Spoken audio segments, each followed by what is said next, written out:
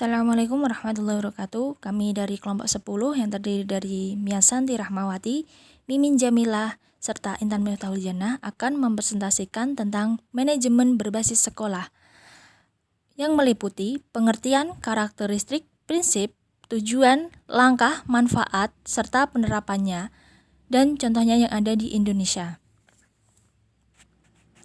Berikut presentasi dari kelompok kami. Pengertian. Secara leksial, manajemen berbasis sekolah berasal dari 3 kata, yaitu manajemen, berbasis, dan sekolah. Secara umum, manajemen berbasis sekolah diartikan sebagai model manajemen yang memberikan otonomi kepada sekolah dan mendorong keputusan partisipatif yang melibatkan semua warga sekolah untuk meningkatkan mutu sekolah berdasarkan kebijakan pendidikan nasional. Karakteristik. Sekolah dengan MBS memiliki misi atau cita-cita menjalankan sekolah untuk mewakili kelompok harapan bersama, keyakinan dan nilai-nilai sekolah, membimbing warga sekolah di dalam aktivitas pendidikan dan memberi arahan kerja. Aktivitas pendidikan dijalankan berdasarkan karakteristik kebutuhan dan situasi sekolah.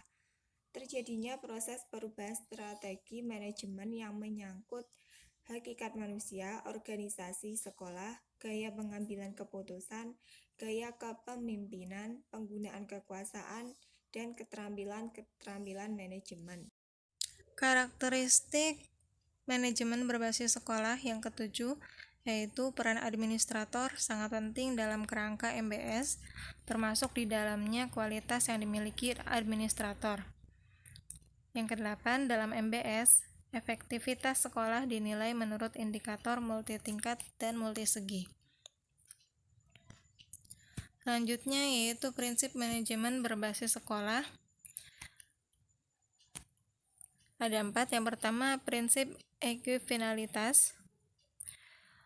Berdasarkan pada teori manajemen modern yang berasumsi bahwa terdapat perbedaan cara untuk mencapai tujuan. Prinsip kedua yaitu prinsip desentralisasi. Berdasarkan teori bahwa manajemen sekolah dalam aktivitas pengajaran menghadapi berbagai kesulitan dan permasalahan. Yang ketiga, prinsip sistem pengelolaan mandiri. Sistem ini berada di bawah kendali kebijakan dan struktur utama. Otonomi sebagai pengembang tujuan pengajaran dan strategi manajemen memecahkan masalah dan meraih tujuan sesuai kondisi mereka masing-masing. Yang keempat, yaitu prinsip inisiatif manusia.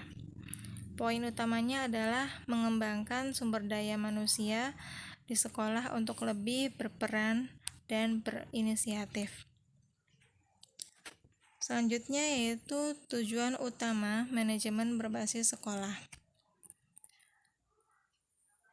Yang pertama yaitu meningkatkan efisiensi, yang kedua meningkatkan mutu, dan yang ketiga pemerataan pendidikan.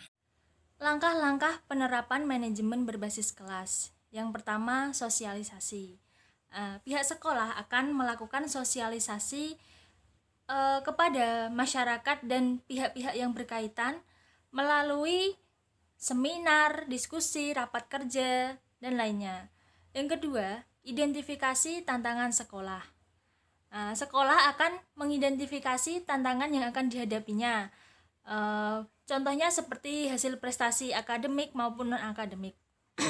Yang ketiga, visi, misi, tujuan, dan sasaran sekolah. Ini sudah ditetapkan sebelum sekolah dibentuk ya.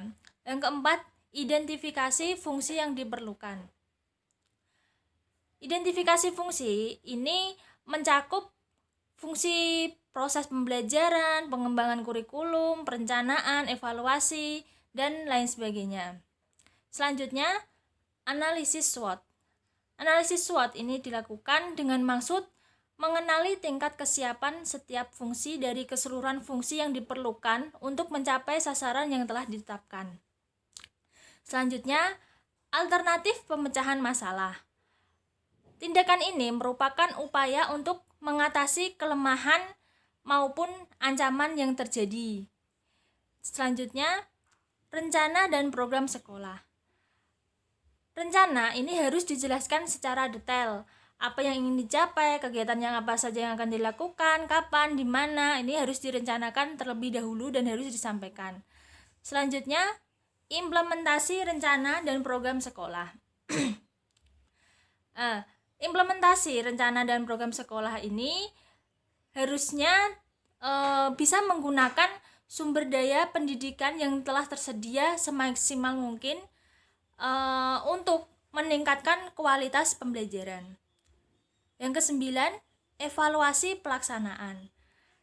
Di sekolah ini kita akan mengadakan evaluasi pelaksanaan program baik jangka pendek, jangka menengah maupun jangka panjang. Selanjutnya, sasaran baru. Ini yang terakhir, sasaran baru. Hasil evaluasi untuk menentukan sasaran baru ini digunakan untuk tahun yang akan datang. Selanjutnya, manfaat manajemen berbasis sekolah. Yang pertama, memberikan kebebasan dan kewenangan yang luas bagi kepala sekolah, disertai dengan seperangkat tanggung jawab penuh. Yang kedua, dengan adanya otonomi daerah yang sesuai dengan kondisi setempat, sekolah dapat meningkatkan kesejahteraan guru, sehingga guru dapat berkonsentrasi pada tugasnya, yakni mengajar. Yang ketiga, mendorong profesionalisme guru dan kepala sekolah dalam penyusunan kurikulum efektif, sehingga guru didorong untuk mengimprovisasi dan berinovasi. Yang keempat, prestasi peserta didik dapat dimaksimalkan melalui peningkatan partisipasi orang tua. Misalnya, orang tua dapat mengevaluasi langsung proses belajar anaknya. Selanjutnya, manajemen berbasis sekolah di Indonesia. Manajemen berbasis sekolah di Indonesia ini biasa disebut dengan manajemen peningkatan mutu berbasis sekolah atau disingkat dengan MPMBS. Model manajemen ini memberikan otonomi lebih besar kepada kepala sekolah, lebih fleksibel sehingga mampu mendorong keputusan partisipan secara langsung untuk meningkatkan mutu sekolah berdasarkan kebijakan dari pendidikan nasional serta peraturan perundang-undangan yang berlaku. Demikian presentasi dari kami. Apabila ada kata-kata kurang berkenan, kami mohon maaf yang sebesar-besarnya. Semoga bermanfaat. Terima kasih. Akhir kata, wassalamualaikum warahmatullahi wabarakatuh.